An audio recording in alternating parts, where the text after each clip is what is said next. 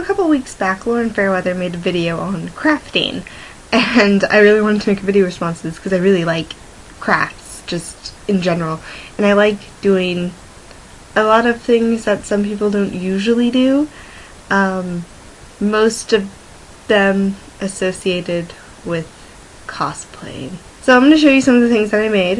This is for Lauren, her video is down there, and you can see the stuff I do.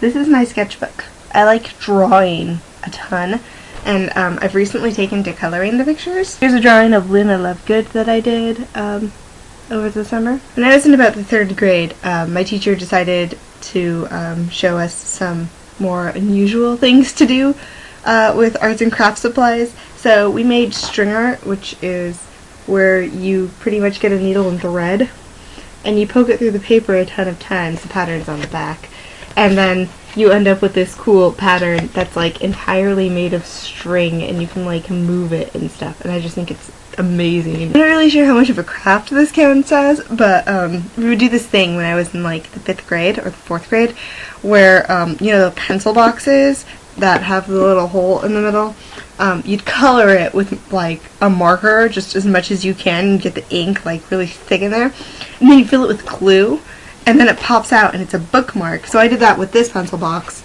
but on the inside to create a giant thing. I haven't taken it out yet, so I'm going to try to take it out right now and we'll see if it works. So this one, oh, it moved. It wasn't even the whole time, but it came out like this. It's see-through, and it's kind of like orangey colored. There's some like blues and stuff down there. You can make bookmarks like this. I don't suggest making this huge one, but the small one, even though it'll say Space Maker on it, they look really cool. Over the summer I decided to give myself some arts and crafts projects, and while I haven't finished most of them, I did finish my shoes.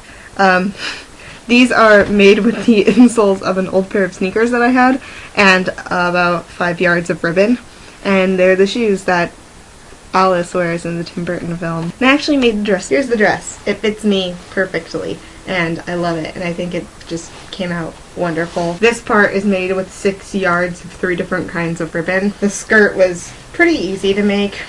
This was a pain. I love making things out of fabric.